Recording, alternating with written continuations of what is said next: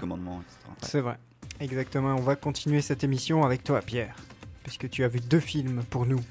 Tu vas les critiquer. Oui, Et le on premier- commence. on commence avec The Canyons. The Canyons. The Canyons, donc un film de Paul Schrader sur un scénario de Bret Easton Ellis. Alors Paul Schrader, il est surtout connu pour son travail de scénariste. On lui doit notamment les scénarios des films Taxi Driver, Raging Bull ou encore La Dernière Tentation du Christ. Shredder, moi je le connais surtout pour être l'ennemi des Tortues Ninja, mais Ouais. c'est Ouais, tout. Ouais, voilà. Mais Avec ça, son c'était pote Krang. c'est son autre carrière. D'accord. Voilà, donc il a scénarisé Taxi Driver, Raging Bull, La Dernière Tentation du Christ, qui était aussi un film assez polémique à la fois pour les religieux et les non-religieux. Chaque fois des films de Scorsese, et qui il a beaucoup travaillé. C'est aussi un réalisateur, même s'il est un peu moins connu dans ce domaine. On lui doit notamment le film American Gigolo, le film qui a propulsé Richard Gere au rang de star internationale, qui a aussi propulsé le groupe Blondie avec leur tube Call Me, qui fait partie de la BO, de la bande originale de ce film. Alors ces derniers temps, Paul Schrader, qui se consacre exclusivement à la réalisation, est un peu oublié. La plupart de ses derniers films sont sortis directement en DVD, et certains ne sont même pas sortis en France. Il est même jusqu'allé à réaliser un préquel de L'Exorciste en 2005, mettant en scène notamment Billy Crawford. Billy Crawford. Billy Crawford dans un préquel de L'Exorciste, ouais. Oh là C'est là. pas vrai. Ah si, hein. Ah, ça, Il paraît que c'est c'est- génial, mais c'est pas sorti en France. C'est un ovni. Voilà, Ouais, c'est resté ça sent inédit le- en France pour l'instant. Donc si quelqu'un, un distributeur, a envie de l'éditer, bah, c'est tout à fait possible. Bon, après s'être donc un peu égaré, il rencontre donc Bret Easton Ellis, qui va donc scénariser ce film. Alors Bret Easton Ellis, vous le connaissez très certainement, c'est l'un des écrivains américains les plus importants actuellement. Moi je pense même que c'est un des écrivains qui vont marquer notre époque, au même titre qu'un Fitzgerald pour le début du siècle ou qu'un Zola pour le 19e. Alors il est considéré comme beaucoup comme l'auteur symbole de la génération X, cette génération coincée entre les baby boomers et la génération Y, dont je pense que tu appartiens, Ben, à la génération X, d'après Wikipédia. Ah bon? C'est-à-dire? C'est les années de naissance. D'accord. Ah bah oui, bah, C'est peut-être. jusqu'à quand? Voilà. Jusqu'à quand? Je crois que c'est 82, un truc comme ça. Ah, crotte. Ah. J'y suis pas. Bah donc Toi, c'est t'es voilà, Y. c'est un film Y, qui va me quoi. passionner alors. T'es Y. Non, c'est le scénariste qui est symbolisé comme l'auteur symbole de la génération X D'accord. Ah oui, d'accord. parce qu'il a écrit beaucoup dans les années 80, au début des années 80, fin des années 70, sur des jeunes de cette génération-là. Après, est-ce que ça symbolise la génération X? Non, c'est pas ça, quoi. En tout cas, c'est un maître de l'autofiction. On lui doit des romans très nihilistes sur les anges déchus de la génération dorée. Alors, je pourrais en parler des heures, c'est vraiment génial, je vous conseille, mais bon, c'est pas le sujet. Citons simplement ses principaux romans: Moins que Zéro, American Psycho, Les Lois de l'attraction, Lunar Park ou encore Glamorama. Alors bien que ces livres ont été souvent adaptés au cinéma, dans des versions assez décevantes en général par rapport à la richesse de ses œuvres originales, on se souvient de American Psycho avec Christian Bale, qui était très en dessous pour nombreux de fans de l'œuvre originale. En Ah tout- ouais. Moi j'ai C'est un bon film, moi j'ai beaucoup aimé. c'est un très très bon film, mais on Mais est... comparé au livre, a priori, C'est ça, pas... c'est-à-dire on n'est pas du tout dans la même dimension que le livre, ça reste un film plutôt conventionnel, même s'il est un D'accord. peu bizarre que le livre. C'est... je veux dire, Complètement ça tordu. change, Oui, c'est vrai que oui. ça change complètement ta vision du monde une fois que tu l'as vu. Ça fait partie des grands livres dont on va se souvenir d'ici des années parce qu'il symbolise avec beaucoup de nihilisme la génération dorée des Golden Boys de la finance. Et surtout de New c'était York. très visionnaire Mm. par rapport à certaines choses qui sont en train de se passer là. Exactement. Oui, c'est pas faux. En tout cas, The Canyons est son premier film en tant que scénariste. Alors, est-ce que c'est à la hauteur de son œuvre littéraire? Bah ça, vous le saurez dans une poignée de secondes. Un petit peu de Oh, le teasing. suspense. Ah ouais. Présentons quand même les acteurs parce que c'est assez intéressant. Alors il y a tout d'abord Lindsay Lohan, vous vous en souvenez certainement, c'était Ah. une ex-star Disney dans des films comme Freaky Friday, La Coccinelle revient, Ah, etc. Freaky Friday. Ouais, Freaky Friday, hein, toute une époque. Ah oui. Elle a eu des problèmes judiciaires, des affaires de drogue, etc. Bref, c'est une ancienne star Disney, ce qu'il y a de plus de classique. Elle a tourné dans quelques films indépendants, elle a disparu un temps et là elle revient dans ce film vraiment ultra indépendant, $250,000 de budget, donc autant dire pas beaucoup pour un film américain. Alors face à elle, le rôle masculin principal est tenu par James Dean. Alors pas le James Dean que vous connaissez tous, bien sûr. C'est plutôt difficile. Il est un peu mort, Oui. mais James Dean, D-E-E-N, qui est un acteur pornographique récemment converti au cinéma traditionnel, puisque The Canyons est donc son premier film conventionnel. Et d'ailleurs, de son expérience hollywoodienne, il a d'ailleurs dit: il n'y a pas de différence majeure entre la manière dont j'ai tourné à Hollywood et le cinéma porno, le sexe en moins. Voilà. Voilà. Voilà. Qu'est-ce que tu veux rajouter? Alors à côté de ça, il y a aussi Nolan Gérard Funk, un jeune acteur, un peu beau gosse baraque, assez classique, qu'on a vu dans pas mal de séries télé comme Smallville, Glee ou Supernatural. ainsi que d'autres acteurs et actrices relativement inconnus. Alors pour l'histoire, c'est un thriller basé sur 2 histoires amoureuses un peu compliquées, rien de très extravagant. D'ailleurs, c'est un peu dommage quand on s'attendait à vraiment mieux connaissant le scénariste. En gros, c'est 2 couples, Christian, donc James Dean, et Tara, Lindsay Lohan pour le premier couple, et Ryan Nolan Gerard Funk et Gina Amanda Brooks pour le deuxième couple. Christian est producteur de cinéma et Ryan est acteur. Gina est l'assistante de Christian et elle a pu obtenir un rôle pour Ryan dans son prochain film grâce à l'aide de Tara. 2 couples qui a priori ne se connaissent pas ou peu, sauf qu'en fait Gina couche avec Christian et Ryan avec Tara. Voilà, genre d'histoire qu'on connaît. Je sais pas si Voilà. c'est moi, mais je n'ai rien compris. C'est un méli-mélo. En gros, ces 2 couples, voilà, ils sont censés pas se connaître, mais l'un couche avec l'autre et l'autre couche avec l'autre. Ouais. D'accord. Voilà, genre triangle, rectangle amoureux quoi. Rectangle. Ouais, rectangle. Isocèle aussi. peut-être. Triangle isocèle amoureux, voilà. Isocèle et rectangle. C'est un triangle amoureux mais avec 4 personnes, donc pour moi c'est plutôt un carré ou un rectangle. En tout cas, bien Losange. sûr, dès que leur histoire d'amour va être su, ça va être le bordel. Et au final, c'est bien moins alambiqué et bien moins dérangeant qu'annoncé, ça reste très classique. On est à des années-lumière des livres de Bret Easton Ellis. Les acteurs sont plutôt moyens et très inégaux en fonction des scènes. Globalement, c'est plutôt acceptable. Mais il y a quand même quelques scènes dans lesquelles Lindsay Lohan en fait un peu beaucoup, tandis que Nolan Gerard Funk est globalement aussi charismatique qu'un rouleau de papier peint.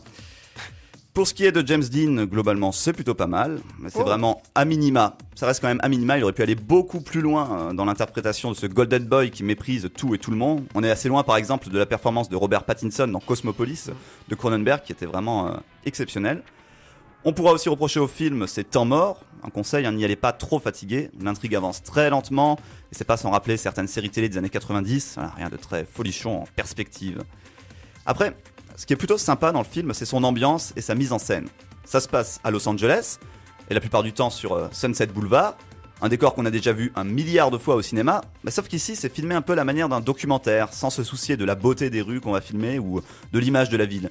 Et du coup ça a une dimension très réelle et très juste par rapport à la réalité.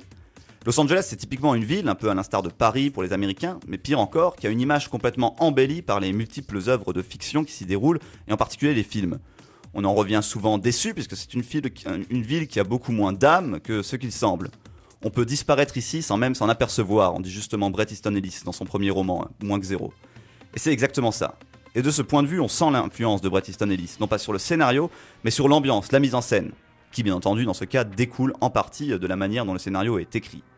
Et puis il y a le titre, aussi magnifique qu'énigmatique, de Canyons, et puis l'affiche que beaucoup ont critiquée. Oui, ça te fait rire. Ouais, parce que le canyon, ça n'a pas de rapport avec. Il n'y a pas de rapport direct, on D'accord. comprend pas pourquoi ça s'appelle The Canyons. Ok, mais Du coup, aucun c'est- rapport du tout. Mais si, les canyons, ça représente voilà, la chute libre, Enfin, moi, je sais pas. Peut-être. c'est vrai, ouais, Peut-être. c'est Il y a pas de le chute vide, libre. quoi, le vide, Mm. le néant, Bah, si, c'est un peu l'histoire d'une. Oui, ça c'est va, ça, ça va c'est partir en l'histoire latte, de quoi. personnages. Ça part pas tellement en latte, mais c'est plutôt des personnages qui sont un peu comme chez Bret Easton Ellis, qui sont pas motivés par un élan, quelque chose, qui sont nihilistes, quoi, qui sont un peu. D'accord. Voilà, et ça, de Canyons, effectivement, on peut comprendre ça comme ça. Mais en tout cas, ça a un côté intriguant, etc. On comprend pas pourquoi voilà, ça s'appelle The Canyons. Intrigue. Et puis il y a l'affiche aussi que beaucoup ont critiqué. Moi, je la trouve personnellement très réussie. Elle est découpée en 3 parties. En haut, on voit la ville de Los Angeles la nuit, alors que dans le film, on ne la voit que de jour. Los Angeles présenté comme une ville lumière, avec ses gratte-ciels qui brillent, on dirait presque New York. Présenté justement comme la Los Angeles mythique d'Hollywood. Alors, comme on l'a dit dans le film, elle n'apparaît pas du tout comme ça. En dessous, il y a Lindsay Lohan sur son lit qui semble attendre quelque chose, dans un décor baignant dans la même luminosité que la ville de Los Angeles la nuit, le noir et l'orange. Et en dessous, le titre, The Canyons, avec un effet d'éclairage encore dans cette même luminosité assez étrange. Et tout au-dessus, les mots Hollywood, sexe, pouvoir. Des thématiques qu'on pourrait croire au centre du film, alors qu'en fin de compte, elles restent plutôt secondaires, puisque c'est presque un prétexte pour nous parler de cette ville. Moins que zéro, le grand livre de Bret Easton Ellis, commence sur cette phrase. Les gens ont peur de se retrouver sur les autoroutes de Los Angeles. Et il y a quelque chose de moins que zéro dans The Canyons. Et ce film, autofinancé, sorti d'abord en VOD puis dans quelques petites salles dans le monde, n'est pas exempt de défauts, bien loin de là. Mais pour ce petit quelque chose, il mérite bien quand même un 6,5 sur 10. 6,5. Ouais, voilà, D'accord. c'est ça. Mais après, il faut aimer l'ambiance qu'il y a chez Bret Easton Ellis, même tout en sachant qu'on est quand même assez loin Voilà. des bouquins. Mais il y a une ambiance comme ça qui plane, il y a une vision très juste de Los Angeles. C'est un beau film sur Los Angeles. Ok, d'accord. Mm. Donc 6,5 sur 10. Et on continue avec une autre critique. Cette fois-ci, on va passer dans un autre style, un autre registre. Un peu Voilà, plus autre film américain blockbuster, pourtant. voilà. Qui film se passe aussi, je américain. crois, à Los Angeles, si je dis pas de bêtises. Ou Ou à New York, enfin, je sais pas, dans une ville à New américaine, York, grosse ou ville une grande américaine. ville. Ouais. Non, Oui. c'est à New York, puisque à New York. après les événements. Avengers, oui, moi j'ai pas vu The Avengers, Avengers voilà. d'ailleurs, mais Après, c'est peut-être une ville inventée par Marvel aussi. Non, c'est Je sais New pas York. si c'est c'est New York, c'est New York. C'est peut-être New York. Allez, Captain En tout cas, America. c'est une grande tout ville de suite. américaine, quoi, voilà. Voilà. Bah, c'est le fameux Captain America, le soldat de l'hiver. Tu avais donc également vu, hein, Benjamin, et que tu n'avais pas vraiment aimé. Disons que c'était un film. Moi, je l'ai trouvé ni abouti comme Mm. film de super-héros, ni abouti comme film d'espionnage. Voilà, comme film d'espionnage, non, c'est loin d'être Ouais. abouti en tout cas. Ouais, parce que je l'ai vu aussi. Ouais. Mais Ah, tout le Mais monde Mais parce aussi, qu'il je joue l'ai- un peu, Vas-y. il joue un Ouais, peu tu sur l'as ces vu deux aussi, tableaux. Oui. quoi. Oui, oui. Et Ça allait, mais bon, un blockbuster, voilà, qui était pas non plus extraordinaire. L'histoire est assez simpliste et c'est du Captain America. Hein. C'est pas, ouais, c'est du Captain Ça va America.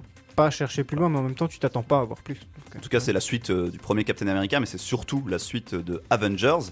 Donc, il faut dire que le premier volet qui s'appelait Captain America First Avengers était aussi en quelque sorte un prélude à Avengers. Alors, vu que le Soldat de l'hiver se déroule donc pile entre le premier Avengers et le second Avengers Age of Ultron, qui sortira en 2015, eh ben, je vous conseille, si ce n'est pas déjà fait, de voir d'abord Avengers avant Captain America le Soldat de l'hiver, tout comme je vous conseillerais d'aller voir d'abord Captain America le Soldat de l'hiver avant Avengers Age of Ultron. Ça va, vous suivez? Oui, ça va. Donc il faut dire que ça devient méga compliqué avec Marvel, hein. Ils veulent faire une telle mythologie de films qu'on en a parlé la semaine dernière que du coup bah, si t'en loupes un, c'est Là, raté. on n'est plus dans le crossover. Là, c'est le contraire en fait. C'est le crossover qui veut Ouais. faire croiser les personnages Ah non entre. mais là c'est une suite, hein. Mais là, c'est une là, série voilà, au c'est cinéma, ça. en fait. Voilà, c'est Ouais, ça. c'est ça. Alors du coup moi j'ai pas vu Avengers, j'étais un peu Ah largué ouais. du coup au début. Il y a quelques personnages auxquels je n'ai pas été formellement présenté, comme la Veuve Noire jouée par Scarlett Johansson par exemple. Pourtant, elle est sympa. Pourtant elle est sympa, mais je n'ai pas eu la chance, Ouais. voilà. Elle Du est coup je l'ai vu comme ça, l'unique- comme si je la connaissais. Elle alors est l'unique raison de la venue de Thibaut dans la salle de Bon, Soldat pas d'hiver. l'unique, mais il y a, oui. c'est une bonne raison. J'aime bien la Veuve Noire. T'aimes bien la Veuve Noire. T'aimes bien pas Scarlett Johansson plus la Veuve Noire. Les deux. Les deux. Les deux, ouais, je suis pas comme ça, moi. Ouais. J'aime bien Les deux, mon commandant. Donc même si après l'histoire des Avengers devient assez secondaire pour se focaliser donc sur celle du soldat de l'hiver, un truc de méchants nazis qui veulent le tuer presque tout le monde qu'on a déjà vu un bon paquet de fois, elle reste quand même assez nécessaire pour comprendre certaines private jokes. Donc mon conseil, si vous n'êtes pas un aficionados de la première heure, eh bien révisez votre mythologie marvelienne avant d'aller dans les salles. Et globalement, ça reste un film de Marvel, donc de l'action, des super-héros, mais sans se prendre trop au sérieux. Il y a beaucoup d'humour, c'est jamais vraiment hilarant, hein, mais ça fait plus sourire. Ceux du Marvel de facture assez classique, c'est pas aussi drôle que Thor, ni aussi subtil que le premier Iron Man, mais c'est plus intéressant et plus vivant que Daredevil ou les 4 Fantastiques. Oui, carrément. Ouais, Oui. On a quand même. En même temps, c'est pas dur. Hein. Non mais voilà, c'est ça. Oui, c'est Non mais il y a sûr. quand même c'est ça. une vraie étape qui a été franchie en termes de films de super-héros depuis Daredevil. Ouais, et, disons qu'ils sont ça dans fait la passer, quoi. continuité. Oui. Et si t'en aimes un, t'aimes les autres, même si c'est un peu moins Oui, bien. c'est ça, ça reste le même Ouais. style, quoi. Et c'est réalisé par... c'est quand même vachement plus fouillé, point de vue scénario, point de vue mise en scène et tout ça, c'est du vrai cinéma quoi. point de vue scénario, c'est pas ce qu'il y a de plus fouillé. Ouais. Non, bah là en l'occurrence, Captain non, mais America, je veux dire, ouais. non, mais je parle des films de Au ce niveau qu'on mise a en fait scène, avec les super-héros ces derniers Oui. temps par Les rapport derniers à ce qui Marvel. se faisait au début des années 2000 avec Daredevil et Oui, c'est sûr, ouais. Ouais, ouais. Mais là, ils ont trouvé une recette. Là, Le c'est un cap peu- a été voilà. franchi avec le premier Iron Man, qui est un Ouais. scénario qui est extraordinaire, vraiment, mais ça, Voilà, on en reparlera plus ouais. tard. C'est ça. En tout cas, c'est réalisé Plus là tard. par plus tard, une autre fois. Mais c'est un D'accord. c'est un réalisateur connu Ouais, qui l'a ouais, fait ouais. aussi. Alors que là, c'est réalisé par les frères Russo, qui sont des purs produits hollywoodiens, qui ne sont connus que pour Toi et moi et Dupree avec Owen Wilson. Plutôt rien à voir avec ce film. Ouais. Alors, si les Marvel sont parfois réalisés par des réalisateurs de renom, comme on l'a dit, Kenneth Branagh pour Thor, Sam Raimi pour Spider-Man ou Joss Whedon pour Avengers, eh ben ici, ce n'est pas le cas. Et la touche personnelle manque donc un peu à ce film incroyablement lisse et sans surprise. Alors rappelons rapidement l'histoire, c'est Steve Rogers, alias Capitaine Amérique, qui était un super soldat génétiquement modifié de la Seconde Guerre mondiale, cryogénisé pour servir dans le futur et qui fait maintenant partie du SHIELD, une espèce de CIA, FBI des super-héros. Il s'y fait de nouveaux potes, ensemble ils vont devoir affronter un mystérieux et très puissant ennemi. Voilà, une histoire pas lourdingue, mais bon, sur l'originalité, on repassera. Et pour ce qui est du charisme des personnages, en revanche, quelques efforts ont été faits par Chris Evans depuis le premier Captain America. Il arrive maintenant à nous décocher une once de sympathie, ce qui est plutôt pas mal, même si ça reste un personnage globalement assez fade et qui manque peut-être un peu de complexité. Mais ça, j'imagine, et tu me contrediras peut-être que le personnage original de Captain America était un peu comme ça aussi. Oui, oui, ça colle. Donc C'est voilà. très américain en fait. Oui, voilà, c'est pas un personnage compliqué, tiraillé, etc. Voilà, c'est ça. Voilà. C'est le super-héros qui va sauver l'Amérique, quoi, en gros. Oui, voilà. C'est ça, c'est tout. Ça s'appelle Captain Ça America, quoi. Voilà, On peut mais pas- ça s'arrête là. Voilà, ensuite on a Scarlett Johansson dans le rôle de Natasha Romanoff, alias donc la veuve noire. Voilà, on est face à la femme fatale qui maîtrise tout ce qu'elle fait, qu'il faut surtout pas faut surtout pas la chercher. Elle le fait bien, hein, Scarlett Johansson, il y a rien à dire. Après, c'est peut-être pas non plus le rôle de sa vie. Après, les deux personnages vraiment attachants, je trouve, c'est Nick Fury, donc joué par Samuel L. Jackson, mais qu'on voit malheureusement assez peu. Et Sam Wilson dit le Faucon, joué par Anthony Mackie, nouveau personnage assez drôle et assez sympathique, qui est, je trouve, la bonne surprise du film, sachant que c'est un acteur qui est relativement inconnu, enfin relativement quoi, on l'a vu récemment dans No Pain No Game ou Des Mineurs notamment. Après il y a aussi Robert Redford, qui se porte plutôt bien malgré ses 77 ans, et qui nous campe là un rôle de méchant très classique. Il le fait bien, mais bon, c'est pas mémorable non plus. Alors il y a un petit côté science-fiction dans le film qui est pas trop mal mais pas génial non plus. D'ailleurs c'est à l'image du film dans sa globalité, de la mise en scène au scénario en passant par le jeu des acteurs, tout est pas trop mal mais pas génial non plus. Et donc ma note va être pas trop mal mais pas génial non plus, c'est 6 sur 10. Tout en rappelant que si vraiment vous êtes un fan inconditionnel de Marvel, etc., je pense que vous pouvez rajouter un 0,5. Voilà, il faut à le la note, voir, quoi. mais peut-être pas au cinéma. Bon, ça dépend, ouais.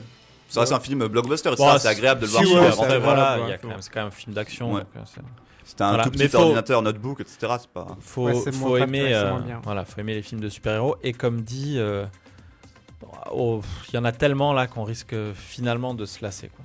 Ouais, ça c'est le danger. C'est la Ça- preuve. Ouais, Oui, parce que la semaine dernière, tu disais, il y en a 17 qui vont arriver. ouais, il y en a 17 qui En arrivent 4 là ans, en 4 ans. Ça va. S'ils sont tous aussi plats que celui-là, effectivement, on va se lasser. Oui, c'est ça, il faut inventer Voilà, de nouvelles choses. Là, c'est c'est ça. un film, il est pas mal, mais ça reste ouais, très classique, très Ouais, fade. rien d'extraordinaire, 6 sur 10, la preuve, la note est pas faramineuse. Mm. Merci Pierre pour ces critiques. On va faire une pause.